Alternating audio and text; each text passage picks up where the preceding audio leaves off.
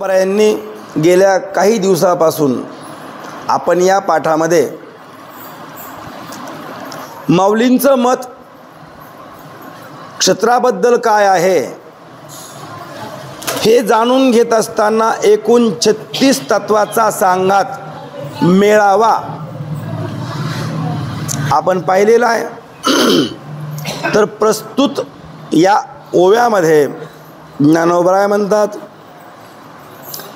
आईसी पाचही भूते न सहाती एकमेकाते की तियेही ऐक्याते देहासी येती।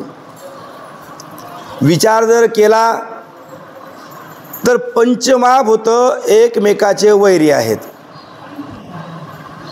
पृथ्वीला पाणी आटवतंय म्हणजे जिरवतंय, तर पाण्याला तेज आटवतंय, तेजाला वायू गिळतो तर वायूलाही आकाश संपूर्ण सामावून घेतं। या सर्वांचं वैर हे स्वभावत आहे, ते एकत्र येऊ शकत नाहीत। आणि जिथं आले तिथं सत्ता देवाची।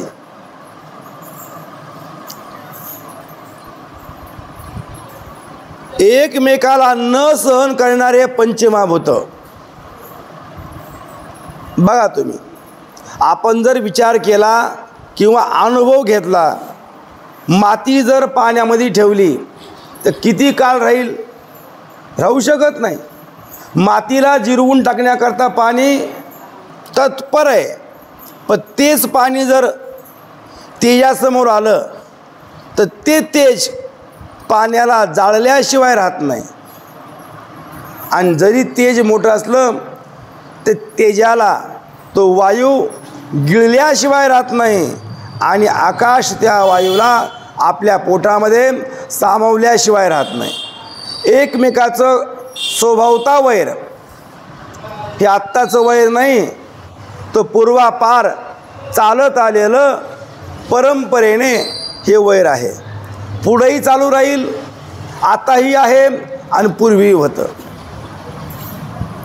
असं जरी असलं तरी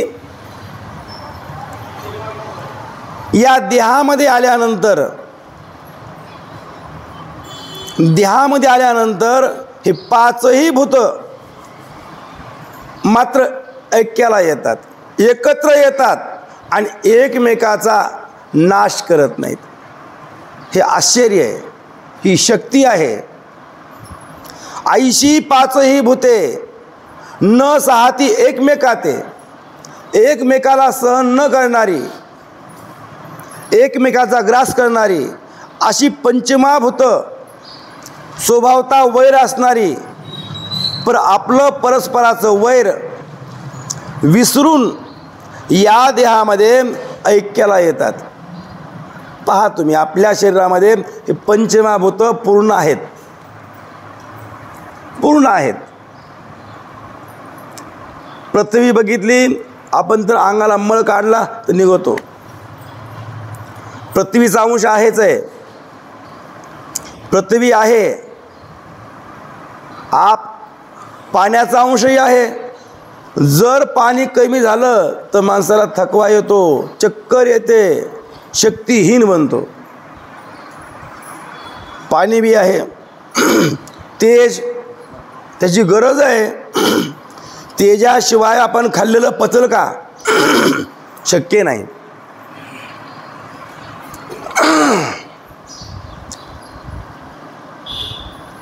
आपण जे काही सेवन करतो, खातो,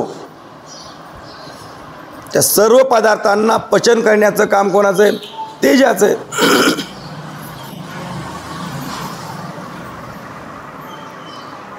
तेज बी आहे, आप बी आहे, पृथ्वी आहे, वायू प्राणवायू वायू बी आहे, आकाश ही पोकळी ना, शरीरामध्ये पोकळी आहे।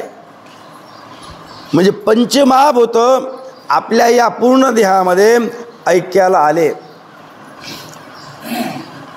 एरवी बघितलं तर पंचमहाभूतांचं वैर आहे, परस्पर वैर आहे, स्वभावता वैर आहे, पण तरीही एकत्र गुण्यागोविंदाने नांदतात हे आश्चर्यच आहे.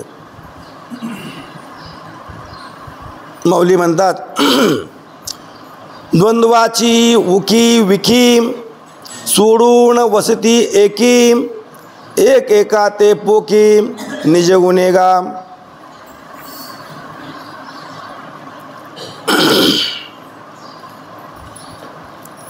वैराचा विचार सोडून एका देहामध्ये राहतात. पंचमहाभूत आपलं वैर सोडून देऊन एका देहामध्ये एका वस्तीला एकत्र राहतात आणि आपल्या स्वाभाविक गुणांनी एकमेकाचं पोषण करतात. वैर विसरून जाऊन एकमेकांना नाश करण्याचं वैर, परस्पर वैर हे विसरून जाऊन उलट एकमेकाला पोषण देतात. विशेष आहे.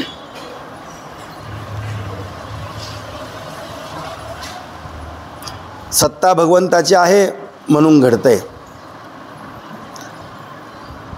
या सर्व विचारामध्ये आता माऊलींनी एकूण 36 तत्व सांगितलेले आहेत.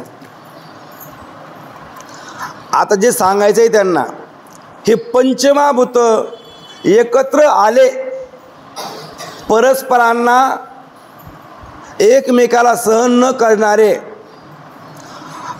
एकमेकाचा घात करणारे, नाश करणारे असे पंचमहाभूत स्वभावता वैर असलेले या देहामध्ये एकत्र का आले? तर एकत्र येणं म्हणजेच धृती. धृती धृती हा शेवटचं तत्व आहे. धृती. आईशे न मिळे तया साजने, चळे धैर्य जेने, तया नाव म्हणे धृती मिगा. जे धैर्य आहे या पंचमहाभूतांना एकत्र ठेवणं, परस्परांचं वैर विसरून एकमेकांना पोषण देणं आणि वस्तीला राहणं, हे जे धैर्य आहे यालाच आम्ही काय म्हणतो? धृती. हो. याप्रमाणे जी पंचभूते कधी एकमेकास भेटत नाहीत, ती ज्या धारणशक्तीने आणि मित्रत्वाच्या नात्याने चालविली जातात तिला धृती असं मी म्हणतो. भगवान श्रीकृष्ण अर्जुनाला बोलतात धृती.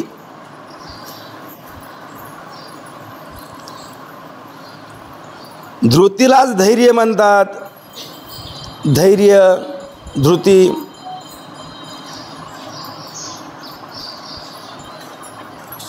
आणि जीवेसी पांडवा या 36चा मेळावा, तो हा येत जाणावा संगा तो पैगा. अशाप्रमाणे या 36 तत्वांचा मेळा याला संघात म्हणतात. आणि तो संघात म्हणजेच हे क्षत्र आहे. क्षत्र माऊलींचा विचार. एकूण 36 तत्वांचा मेळा म्हणजे क्षत्र. या क्षेत्रामध्ये एक वस्तू नाही, 36 तत्व आहेत, 36 घटक आहेत. सर्वांचा संघात म्हणजेच क्षेत्र.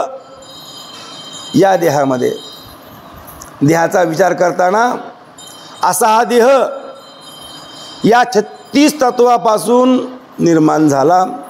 36 तत्व आपले आपले कार्य या देहामध्ये करतात. अर्जुना आणि जीवेसी पांडवा, हे पांडवा, जीवासह एकूण 35 आणि जीव हा 36वा. क्षत्रज्ञ एकूण 36 आणि जीवेसी पांडवा या 36चा मेळावा. 35 तत्व आणि 6वा जीव क्षत्रज्ञ यांना धरून एकूण 36 तत्वांचा संघात निर्माण झाला. भूतपंचक 5 जण. अहंकार, बुद्धी, अव्यक्त, इंद्रिय दशक, मन, विषय दशक, इच्छा, द्वेष, सुख दुःख, चेतना आणि धृती. 35 झाले. आणि 36वा मूळहरी म्हणजे जीव, क्षेत्रज्ञ यांना धरून एकूण 36 तत्वांचं संघात, याला क्षेत्र म्हणतात. ज्ञानोबरायांनी या 36 तत्वांचा जो समुदाय आहे तोच येथे संघात शब्दाने सांगितला आहे.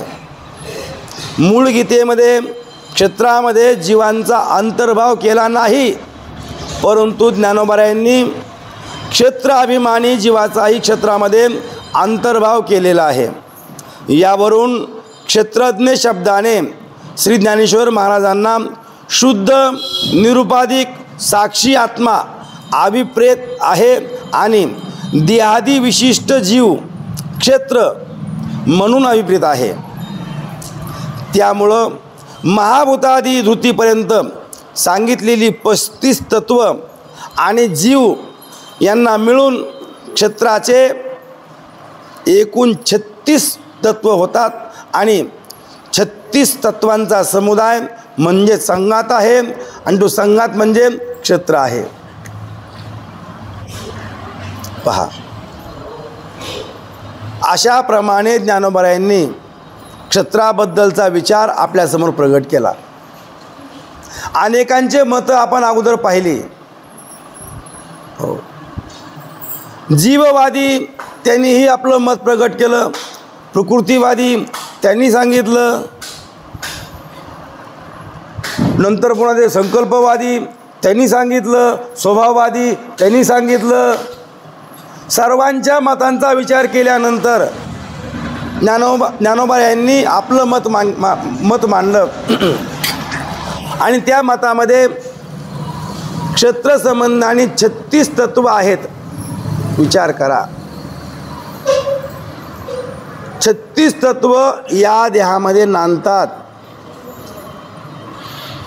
हे घर 36 तत्वाचं आहे, एकाचं नाही. कुठलीही मशीन म्हणलं की अनेक त्या मशीनीमध्ये असं घटक असतात. नटापासून तर मोठे असतात वस्तूपर्यंत. एक नट जरी नसला एखाद्या मोठ्या मशीनीचा, नट जरी पडला, नट साधा, तर मशीन बंद पडते. बरोबर आहे की नाही? मशीन चालायची म्हणलं तर सगळ्या पार्ट्सची गरज आहे. मोठे पार्ट आणि छोटे पार्ट असं म्हणायचंच नाही की हा छोटा पार्ट आहे, याची काय गरज आहे. आपल्या या देहामध्ये 36 तत्वापैकी एक जरी तत्व नसलं तर देह चालेल का? लांब कशाला? हे 35वं तत्व धृती नावाचं ते जर नसलं देह चलल. पण धृती तत्वाने काय केलं? या पंचमहाभूतांना परस्पराचं वैर, स्वभावता वैर यांना विसरून यांना धैर्याने धारणशक्तीने एकत्र आणलं. आणि जर धृतीने जर एकत्र आणलं नसतं तर हे पंचमहाभूत आपलं वैर, आपल्या वैर स्वभावाने एकमेकाचा नाश केला असता. मग देह राहिला असता का? नसता राहिला. सांगायचा मुद्दा, जसं एखादी मशीन चालायची म्हणलं सामान्य नटापासून तर मोठ्या पार्ट पस्तोर सगळ्यांची गरज आहे, तेव्हा मशीन चलते. तसं ही सर्व क्षेत्ररूपी देहरूपी मशीन चालायची म्हणलं तर 35 तत्वांचा विचार आहे. एकही तत्व जर नसलं तर मशीन बंद पडल, म्हणजेच देह कार्य करणार नाही. अशाप्रमाणे ज्ञानोबा बोलतात, एवं 36 ही भेद सांगितले तुझं विशद यया एतुलया ते प्रसिद्ध क्षत्र म्हणजे. या 36 तत्वांच्या सांगाताला समुदायाला क्षत्र म्हणतात, देह म्हणतात. याप्रमाणे पूर्ण या प्रकारामध्ये माऊलींनी विषेद करून सांगितलं. भगवान म्हणतात अर्जुना हे पहा 35 तत्व यांचा संघात आणि माऊलींनी मुद्दाम इथं जीवाला मध्ये मिसळले आणि 36 तत्वांचा विचार आपल्यासमोर मांडलेला आहे. विषेद रूपाने प्रत्येक तत्व त्याचं कार्य काय आहे, उत्पत्ती कशी आहे, सर्व विचार आपण सांगितला ऐकला.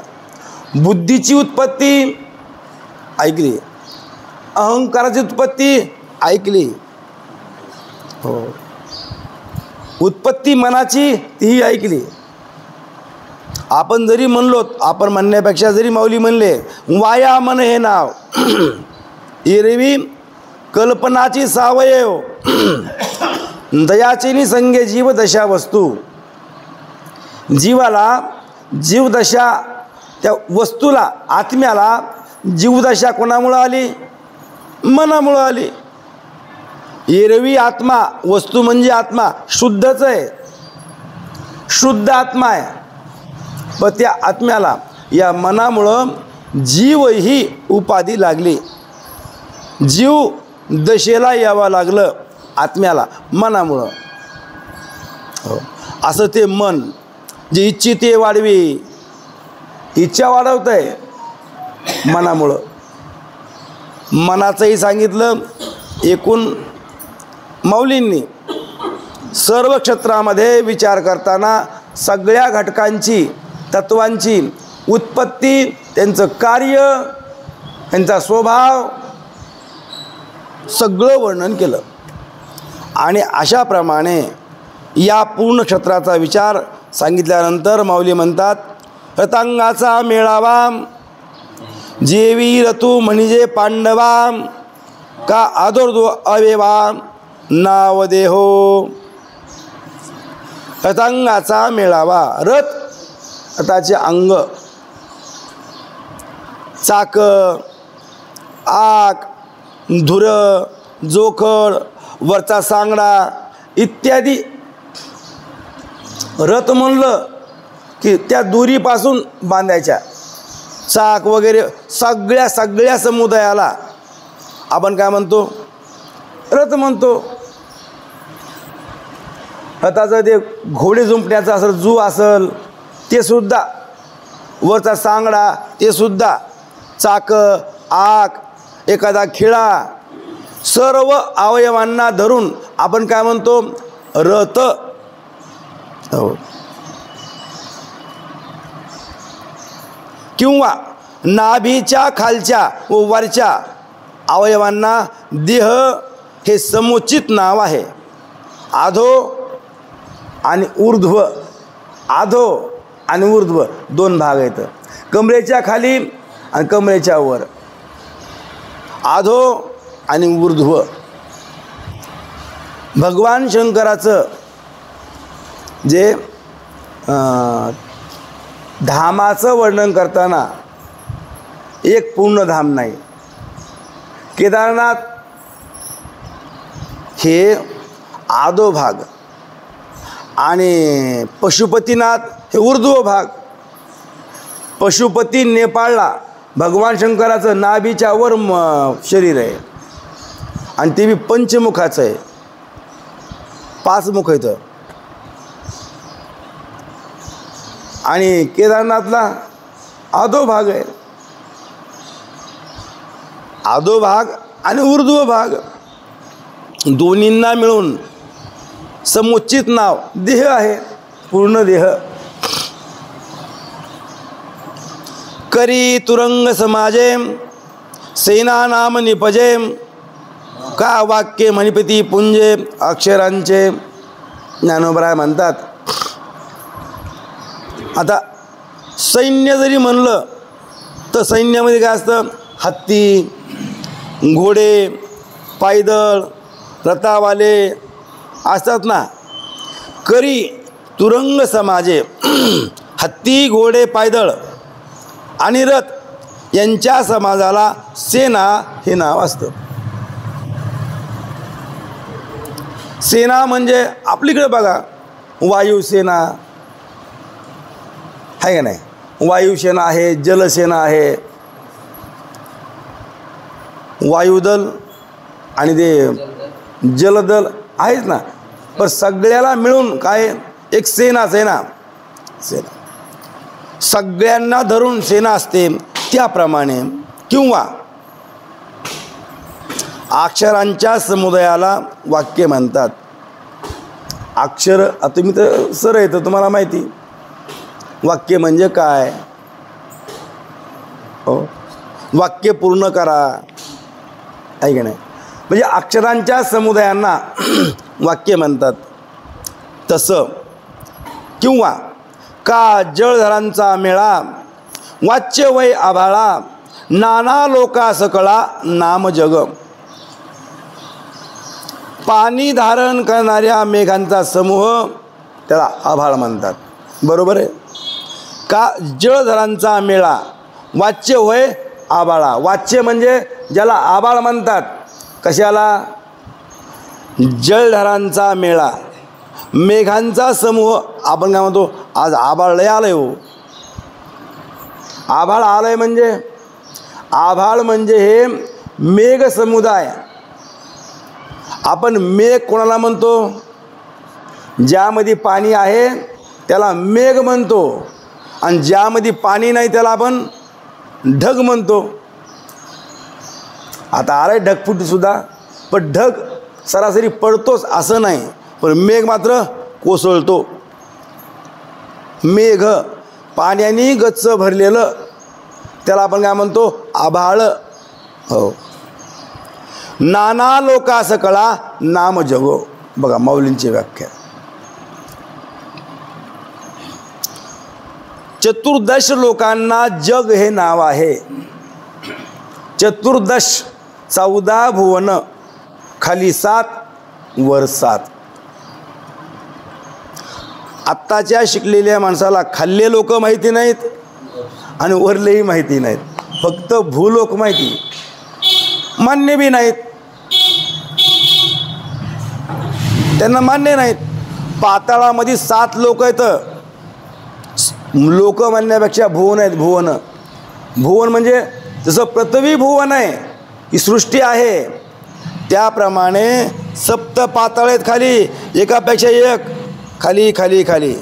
किती लाखो किलोमीटरच्या अंतराने आपण बोर घेऊन घेऊन किती घेणार? 500 फूट, 1000 फूट. याच्यापुढं चलत नाही मशीन, कारण नुसतं पाणीच आहे. काय चालणार आहे? पुन्हा माती नाही, पुन्हा पुन्हा शाडू नाही, पुन्हा खडक नाही, नुसतं पाणी. कितीतरी किलोमीटर, किलोमीटर कितीतरी. त्याच्यामुळं पाताळामध्ये खाली किती खोल आहे अंदाजा नाही. जसं समुद्राची खोली जाणता येत नाही, तसं पाताळ किती खोल आहे सांगता येत नाही महाराज. तर शास्त्रालाही मान्य आहे. माऊली म्हणतात एकूण 14 भुवनांना, 14 भुवनामध्ये जे लोक वस्ती करतात त्या सर्व लोकांना मिळून काय म्हणतात? जग. एक जग, 14 भुवनाचं एक जग, यालाच ब्रह्मांड म्हणतात. 14 भुवनाचा जो राजा एक ब्रह्मदेव, ज्या ब्रह्मदेवापासून या 14 भुवनावर नियंत्रण आहे. 14 भुवनावर ज्याची उत्पत्ती करता महत्त्वाची गरज आहे. 14 भुवनाचा जग नावाने किंवा ब्रह्मांड नावाने उल्लेख आहे. तर एकूण 14 भुवनांना मिळून जे लोक आहेत त्यांना जग म्हणतात, असं माऊली बोलतात. नाना लोक सकळा, इथं नाना लोका सकळा नाम जग. नाना म्हणजे मग नाना म्हणण्यापेक्षा, अनेक लोकांच्या मेळ्याला जग म्हणण्यापेक्षा, आता आपण जर म्हणलं महाराष्ट्रातले किंवा भारतातले लोक म्हणजे जग, किंवा पृथ्वीवरले जेवढे लोक तेवढे जग, तरी शहाण्या माणसाला पटणार नाही. कारण त्यांच्या अनुभवामध्ये, त्यांच्या बुद्धीमध्ये स्वर्गही आहे, तपोलोक आहे, महरलोक आहे, पुन्हा आणखी तो ध्रुवलोक आहे वगैरे, ऊर्ध्व सत्य लोकापर्यंत वर्णन आहे. रामायणामध्ये किष्किंधाकांडामध्ये आलंय वर्णन. सुग्रीवानी सगळी माहिती दिली. सीतामाईचा शोध करण्याकरता वानरांना जे रवाना केलं, पाठवलं, पूर्ण माहितीसह, तुम्ही तिकडं जा, तुम्ही इकडं जा, तुम्ही उत्तरेकडे जा, दक्षिणेकडे जा, पूर्वेकडे जा, हे सगळी माहितीसह, तिकडं हा देश लागल, तिकडं ते लागल, तिकडं ते लागल, सगळी माहिती दिली. वरही जा, वर कुठपर्यंत जा, सत्य लोकापर्यंत जा. मग त्याच्या अलीकडं महरलोक आहे, तपोलोक आहे, ध्रुवलोक आहे वगैरे वगैरे दिली माहिती. खालीही पाठवलं. सप्त पाताळ आहेत, तिथं कोण कोण राज्य करत आहे, कोण वस्तीला आहे, तिथले लोक कसे आहेत, सगळ्यांचा विचार आहे. म्हणजे विद्वानांना हे मान्य आहे, म्हणून सगळ्या लोकांना मिळून एक जग. का पुन्हा म्हणले किंवा स्नेह सूत्रवन्नी मिळू एकेची स्थानी धरी जेतो जने दीपू होय. शब्दाने म्हणजे दिवा. अहो दिवा जरी म्हणलं तरी दिवा म्हणजे काय, तेल, वात, अग्नी यांचा संयोग एका स्थानाने म्हणजे पंक्तीने अथवा समयीने जेव्हा धारण केला जातो तेव्हा तो व्यवहारामध्ये दीप होत असतो, त्याला दिवा असं म्हणतात. बरोबर आहे की नाही. दिवा म्हणलं की पंक्ती आलीच किंवा समय आली, आणि तेल आलं, अग्नी आला, वात यांच्या संयोगाला दिवा म्हणतात. तैसी छत्तीसही ये तत्वे मिळती जेने एकत्वे तेने समूह परत्वे क्षत्र म्हणिपे. अशाप्रमाणे या 36 तत्वाला क्षत्र म्हणतात, देह म्हणतात. काका अशाप्रमाणे ज्ञानोबरायांनी देहाबद्दलचं वर्णन यथासांग वर्णन केलं. आपल्याही स्मरणामध्ये राहू द्या की देह म्हणजे काय, 36 तत्व यांचा समुदाय, यांचा संघात, यांचा मेळावा म्हणजे देह. कोणते कोणते जर विचारलं तर पंचमहाभूत एकत्र आले आणि आल्यानंतर एक आकार निर्माण झाला, आणि पंचमहाभूताचा आकार निर्माण झाल्यानंतर त्या आकारामध्ये एक गुप्त असलेलं गुप्त म्हणजे अव्यक्त असलेलं एक तत्व म्हणजे अहंकार. अचानक त्या अहंकाराने त्या देहाला व्यापलं. मग अहंकार झाल्यावर जे अव्यक्त आहे, ज्या अव्यक्ताला सांख्य प्रकृती म्हणतात, ते अव्यक्त. कुणी प्रकृती म्हणलंय, कुणी असं माऊलींनी अव्यक्त म्हणलंय. मग ते अव्यक्त निर्माण झालं. अव्यक्तानंतर जी बुद्धी, ही बुद्धी आत्म्याच्या आणि जीवाच्या मध्यभागी बसून, जीवाच्या आणि आत्म्याच्या मध्यभागी बसते, आणि मध्यभागी बसून तेज तत्वाने निर्माण झाली. तेज तत्वाने, तेजापासून उत्पन्न झालेली बुद्धी जी निश्चय देण्यामध्ये समर्थ आहे, जिला निवाडा करता येतो, चांगलं काय, वाईट काय, योग्य काय, अयोग्य काय, जी ज्ञान संपन्न आहे, जी ज्ञान तत्वाने पूर्ण आहे. ज्ञान म्हणजे कुठं असतं? बुद्धीमध्ये. ज्ञान हे मनात राहत नाही, ज्ञान कुठं असतं? बुद्धीमध्ये. मग अशी ती बुद्धी जीवाच्या आणि कूटस्थाच्या मध्यभागी बसून तेच तत्वाच्या संबंधाने उत्पन्न होते ती बुद्धी. आणि बुद्धीनंतर प्राणाबद्दल वर्णन आहे.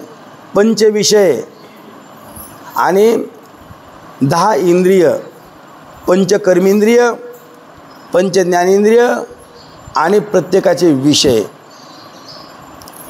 आणि त्यांचं वर्णन झाल्यावर पुन्हा आलं मनाचं. जो मन इंद्रियाच्या आणि जीवाच्या मध्यभागी बसून रजोगुणाच्या फांदीवर बसतो आणि संकल्प विकल्प करतो, ते मन उत्पन्न झालं. आणि मनानंतर इच्छा, नंतर द्वेष, नंतर पुन्हा सुख, पुन्हा दुःख, पुन्हा चेतना, नंतर धृती. असे हे 35 तत्व ज्ञानोबरायांनी आपल्यासमोर मांडलेत. याला म्हणतात देह. तैसी 36 ये तत्वे मिळती जेने एकत्वे, तेने समूह परत्वे क्षत्र म्हणिपे. या पूर्ण तत्वाला ज्या सामान्य धर्माने एकत्र आणलं, तेव्हा त्या संघाताला किंवा त्या समुदायाला संघात या सामान्य धर्माने क्षेत्र असं म्हणतात. आता माऊली म्हणतात आणि वाहतेनी भौतिके पाप पुण्य येते पिके, म्हणून आम्ही कौतुके क्षत्र म्हणो. एरवी देहच नाव आहे. नाव काय आहे? देहच आहे.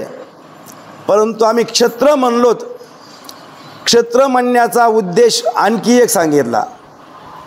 क्षत्र म्हणजे जमीन. आणि जमीन म्हणलं की जमिनीमध्ये असं उगवणं हा धर्म आहे. जमिनीमध्ये तुम्ही काही पेरा, ते उगवत असतं, त्याचं नाव जमीन. मग जमीन, मग तिथं जे उगवतं म्हणून जमीन. तसं या देहामध्ये काय उगवतं? पाप आणि पुण्य उगवतं. म्हणून आम्ही या देहाला क्षत्र म्हणतो. मन, बुद्धी, इंद्रिय हे सर्व भौतिक पदार्थ या देहरूपी शेतीचे वहिवाटीदार आहेत. इथं वहतीला, क्षेत्रामध्ये वहती करण्याकरता, काम करण्याकरता मन, बुद्धी आणि इंद्रिय. आपण जीववाद्याकडून बघितलं होतं, तर जीववाद्याने जीव हा मालक सांगितला आणि त्यांनी बटेदारी केली त्या प्राणाबरोबर. प्राणाचे 4 भाऊ एकत्र करून मग त्या प्राणाने मन नावाच्या नौकराला ठेवलं आणि मनाकडून सगळी सिद्धी करून घेतली. जीव हा मालक आहे, त्यांनी बटईने दिलं, पण राबणारे प्राण आहेत. आणि प्राणाने 4 भावाला बरोबर घेऊन एक मन नावाचा नौकर ठेवला आणि मनाकडून सगळी सिद्धी करून घेतली. इथं राबणारा कोण आहे? मनच आहे ना. जे कर्म जे करतोय, करणारा कोण आहे? मी म्हणजे मन. सांगायचा भाव ज्ञानोबराय बोलतात, अशाप्रमाणे इथं पाप पुण्य पिकतं. तुम्ही का वहती करीना?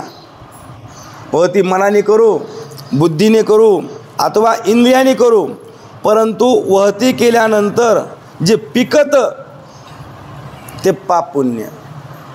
हे पाप पुण्य पेरल्यानंतर जे पिकतं ते सुख दुःख. या जमिनीमध्ये पेरणी होते पाप आणि पुण्याची. मग काय पेरायचं आहे तुमच्या म्हणण्यावर आहे. स्वातंत्र्य आहे तुम्हाला. तुम्हाला कर्म करण्याचं स्वातंत्र्य आहे, भोग भोगण्याचं नाही. भोग तुम्हाला असणारं तुमच्या म्हणण्यावर कवाच मिळणार नाहीत. कर्म मात्र तुम्हाला करता येतं. जे आवडल ते पटल ते तुम्हाला कर्म करण्याचं स्वातंत्र्य पूर्ण आहे. नावच काय आहे? कर्मभूमी. ही कर्मभूमी. तुम्ही जे कर्म कराल तेच कर्म तुमच्या वाट्याला भोग रूपाने प्राप्त होणार आहे. केले कर्म झाले तेची भोग आले, उपजले मेले ऐसे केते. मौली म्हणतात, आगा कर्मी जे उरावे आणि तीही सुखदुःखी फळावे, तया ते भोगावया यावे देहायका. कर्मामुळं माणसाला देह धारण करावा लागतो. कर्म जर उरलं तर ते कर्म सुखदुःखाच्या रूपाने फळाला येतं आणि ते फळाला आलेलं सुखदुःख भोगण्याकरता त्या जीवाला देह धारण करावा लागतो. कर्म शिल्लक राहू नये. कर्म निशेष संपावं. कर्म शिल्लक राहिलं की जन्म आहेच. आणि जन्म म्हणलं की दुःख आहेच. जगण्याचं दुःख आणि मरण्याचं दुःख. जगताना दुःख आहे आणि मरताना दुःख आहे आणि मेलं की पुन्हा जन्म दुःख आहेच. ही दुःखाची बांधवडी सोडवायची असेल तर जन्म मरणाचं दुःख संपलं पाहिजे. आणि जन्म मरण संपणं म्हणजे कर्म संपलं पाहिजे. कार्याचा नाश करण्यापेक्षा कारणाचा नाश झाला तर कार्य उत्पन्न होणारच नाही ना. म्हणून शहाण्या माणसाने कारणाचा घात करावा.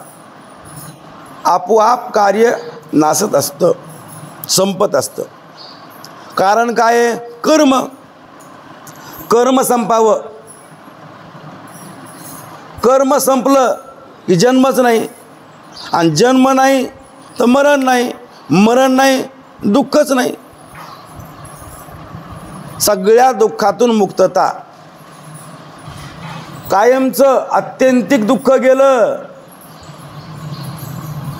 कार्यासह कारणाची समाप्ती झाली म्हणजे कर्म संपलं. कर्म संपावं लागते. सांगायचा मुद्दा इथं काय आहे की या क्षेत्रामध्ये आपण जे पेरू ते उगवत आहे. मग तुम्हाला स्वतंत्र आहे कर्माचं. कोणतं कर्म करायचं आहे? ज्याला वाटतं आपण नरकाला जावं, सुपरफास्ट गाडी नॉनस्टॉप, त्याने पापे आचरावी पापे. तुकोबरायांचं मत आहे. ज्याला वाटतं ना नरकाला जायचं आहे मग त्यांनी पाप आचरावी. पाप कर्म करायचं. पण आताचे लोक पापच मानित नाहीत आणि पुण्य मानित नाहीत. मग आम्ही म्हणतो तुम्ही मानलं काय आणि न मानलं काय? तुमच्या म्हणण्याला किंमत कोण देत आहे? तुम्ही का ब्रह्मदेव आहेत का? तुम्ही व्यास महर्षी आहात? तुम्ही न मानलं म्हणजे असं नाही होणार आहे. तुमच्या मानण्याला आम्ही मान्यता देत नाहीत. तुम्ही काही मानताल, तुमच्या मानण्याला तीळ मात्र किंमत नाही, कवडी किंमत नाही. पाप पुण्य आहेच आणि आहेच. हे सत्यच आहे, त्रिवार सत्य आहे. पाप पुण्य ही वस्तू पाहण्याची नाही, अनुभवण्याची गोष्ट आहे. या पूर्ण विश्वामध्ये जे असं वैचित्र्यपणा आहे, वेगळेपणा आहे, हा कोणामुळे? पाप पुण्यामुळेच आहे. कुणी श्रीमंत आहे, कुणी गरीब आहे, कुणी आरोग्य संपन्न आहे तर कुणी रोगिष्ट आहे, कुणी काळा आहे, कुणी गोरा आहे. काही लोकांना सुख आहे, काही लोकांना दुःख आहे. हे जे अनेक प्रकार आहेत भोगाचे हे कोणामुळे आहेत? पाप पुण्य. भोग तो न घडे संचिता वाचोने, करावे ते मनी समाधान. प्रत्येक गोष्ट ही जी भिन्न आहे पाप पुण्यामुळंच. हे होत्या माणसाचं. इतर ज्या योनी आहेत, कीटकापासून तर असं अनेक वृक्षापस्तोर इतके जीव आहेत. पाण्यामधले वेगळेच, पर्वतावरले वेगळेच, मातीमधले वेगळेच, आकाशामधले वेगळेच, इतके जीव आहेत. मग त्या जीवांचं संगती लावायची कशी? त्यांच्या पोटात काय मशीन आहे का? नाही. त्यांची उत्पत्ती आहे, त्यांनाही जन्म आहे, त्यांनाही मरण आहे, त्यांनाही भोग आहे, त्यांना सुखदुःख आहे. आपल्याला वाटतंय दुःख आपल्याला होतंय, दुःख त्यांनाही होतंय. दुःखाची जाणीव त्यांना बी आहे म्हणजे भोग आहे. एखाद्या पशुचा पाय मोडला, आता पाय मोडल्यानंतर काय वेदना असते हे आपल्याला माहिती. जी वेदना आपल्याला तीच वेदना त्या पशुला आहे. वेदनेमध्ये फरक नाही, तो भोग आहे. एखादं कुत्रं नासून जातं जखम झाली म्हणजे, मस्तकावर, कुठं पायावर, कुठं अंगाला आळ्या पडतात, जंतू होतात. मग ते जंतू झाल्यावर जखमेतून रक्त गळतं किंवा जे दुःख होतं, जे वेदना होतात, त्या वेदनाचा अनुभव आपल्याला नाही का? आहे. आपण नाव काढल्याबरोबर अंग थर कापतंय, मोठी वेदना आहे. मग जे दुःख होतं आहे ते दुःख त्यांना बी आहे, फक्त आपण त्यांच्याकडे बघत नाहीत. दुःख त्यांना बी. याचा अर्थ पाप पुण्य आहेच. जो भिन्नपणा आहे सुखदुःखाचा, त्याच्यामुळं पाप पुण्य आहे मानावंच लागते. पाप पुण्य ही सांगण्याची गोष्ट नाही, अनुभवण्याची गोष्ट. अनुभवण्याची. प्रत्येकाच्या वाट्याला जे सुखदुःख आहे हे पाप पुण्यामुळंच आहे. आणि ते पाप पुण्य आपल्या हातात आहे. काय पेरायचं आहे? तुम्हाला सुखाची अपेक्षा आहे आणि जर पाप पेरलं तर चुकूनही सुख येणार नाही. सूर्यफुलाची पेरणी केली, सूर्यफुलाची पेरणी केली आणि करडीची असणारी मागणी केली, जमन का? सूर्यफूल पेरलं आणि करडी पाहिजे म्हणला, जमणार आहे का? नाही जमणार. ज्याची पेरणी केली तेच मिळणार आहे. पापाची पेरणी केली आणि सुख पाहिजे, कुठून मिळणार आहे? जे नाहीच पेरलं ते उगवल कसं? लोकाचं वेगळंच आहे, म्हणजे आपलंही वेगळंच आहे. आपण कृती करताना पाप कर्म करतो आणि अपेक्षा मात्र सुख मिळालं पाहिजे. अहो, देवाला भांडण्यापेक्षा, देवाला नवस करण्यापेक्षा, देवाला मागण्यापेक्षा तुमच्या हातात आहे ना. आमचा काय विषय होऊन गेला. भविष्य म्हणजे काय हो काका? विषय होऊन गेला. भविष्य म्हणजे काय? अहो, भविष्य म्हणजे आता गृहीत धरा, आपण हात दाखवतो आणि सांगा भविष्य. अहो, आपण जे आणलंय बरोबर ते मिळणारच आहे, त्याला भविष्य म्हणायचं नाही. आम्ही उदाहरण काल बघितलं होतं. गृहीत धरा, एखादा माणूस प्रवासाला निघाला, लांबचा प्रवास आहे, चारीधामचा, आणि प्रवासाला निघाला. मग त्यांनी बरोबर आपल्याला खाण्याकरता लाडू घेतले, करंज्या घेतल्या, चिप्स घेतले, चिवडा घेतला, मुरमुरे घेतले, आणखी काही सगळ्या वस्तू घेतल्या. जवळजवळ असं 100 वस्तू घेतल्या. मग 100 वस्तू घेतल्यानंतर प्रवासाला निघाला. मग प्रत्येक मुक्कामाला गेल्यावर जो असं जेवण करण्याकरता, भोग घेण्याकरता बसणार आहे, तेव्हा असणारं तू काय घेणार आहे? सगळं घेणार आहे काय खड्या? नाही. पहिल्यांदा जे हाताला लागेल ते काढणार. जर पहिल्यांदा जर असं चिप्स लागले तर मग चिप्स खाईल, चिप्स खाईल. ज्याचा योग येईल ते खाईल ना. मग जे बरोबर आणलेलं असणारं पेढा म्हणा, मिठाई म्हणा किंवा मुरमुरे म्हणा, ते बी आहेच ना. ज्याचा योग जेव्हा येईल ते मिळणारच आहे.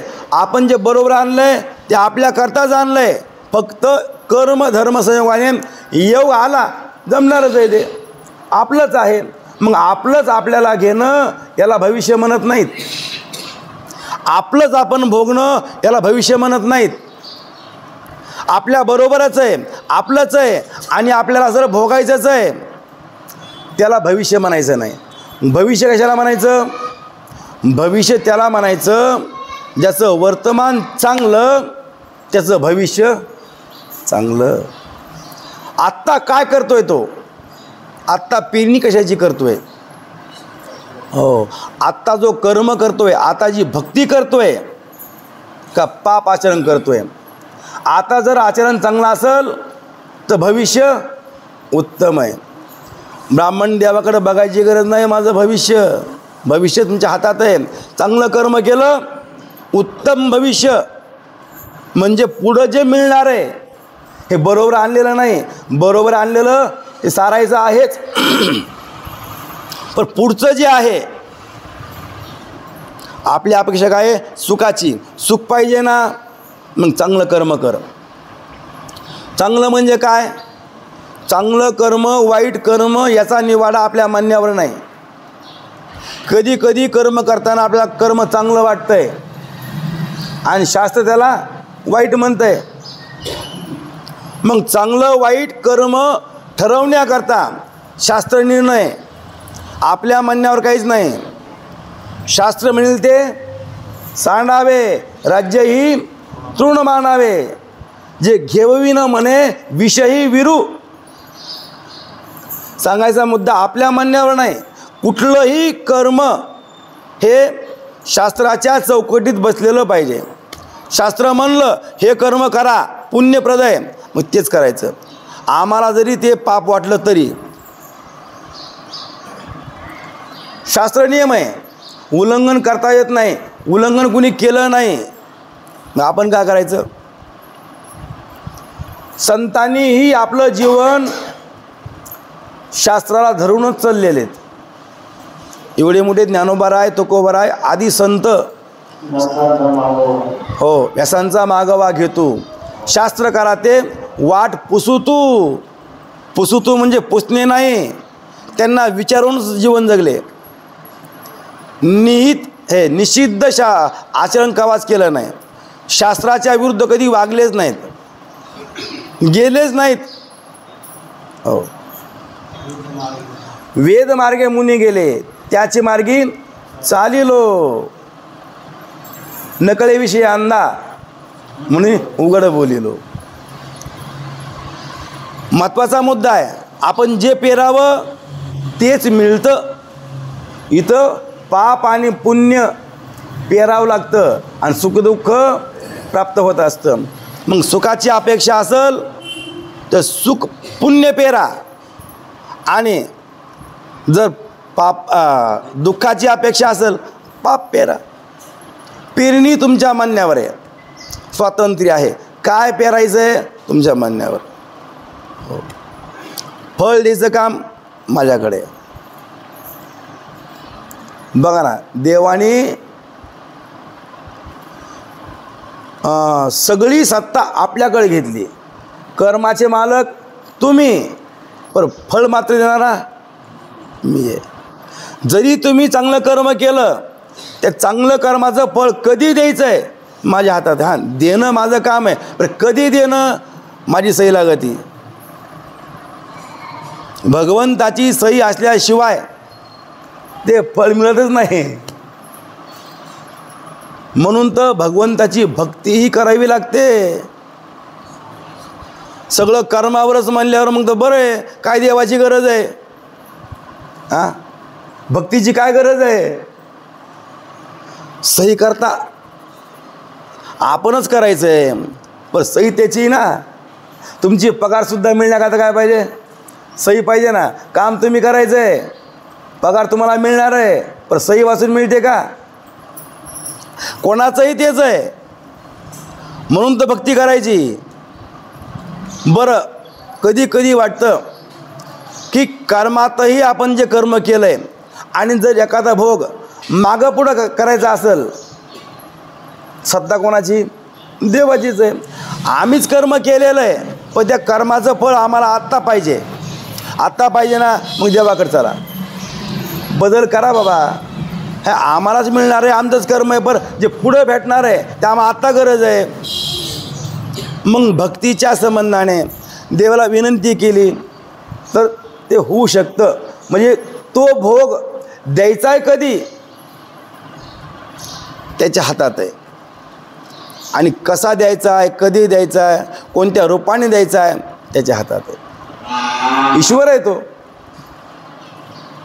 तर अशाप्रमाणे इथं पाप पुण्याची पेरणी आपण करतो. तर भावी काळामध्ये जी पेरणी केली त्याचं सुखदुःख रूपाने पीक पिकतं. म्हणून आम्ही विनोदाने या देहाला क्षत्र म्हणतो. हो. आणि एकाची निमते देह म्हणती याते परी आसो आनंते नामे या. काही लोक देह म्हणतात, आम्ही क्षत्र म्हणलं, जाऊ द्या. कित्येक गीतेवरील टीकाकारांच्या मताने या संघाताला देह असं म्हटलेलं आहे. अनेक गीतेवर भाष्य करणारे, विवरण करणारे, आपलं मत सांगणारे जे लोक आहेत किंवा पंडित आहेत, टीकाकार आहेत, त्यांनी या पूर्ण संघाताला देह असं म्हटलेलं आहे. पण आम्ही मात्र क्षत्र म्हटलं, जाऊ द्या. परंतु ही असो सारांश, संघातरूप क्षेत्राला परा अपरा प्रकृती, त्रिगुण, आश्वत, जगत, विश्व, त्रैलोक्य, चतुर्दश भुवने, ब्रह्मांड अशी पुष्कळ नावं आहेत या देहाला. पराप्रकृती म्हणतात कुणी, कुणी अपरा म्हणतात, कुणी त्रिगुण म्हणतात, कुणी आश्वत म्हणतात, आश्वत हो, कुणी जगत, कुणी विश्व, कुणी त्रैलोक्य, कुणी ब्रह्मांड म्हणतात. अशी पुष्कळ नावं या देह संबंधाने आहेत. असो अशाप्रमाणे अनेक नावं आहेत. तर पुढं आता माऊलींनी देहाबद्दल सखोल तत्वांचा विचार सांगून याचा सांग आपल्याला देहाबद्दलचं ज्ञान दिलं.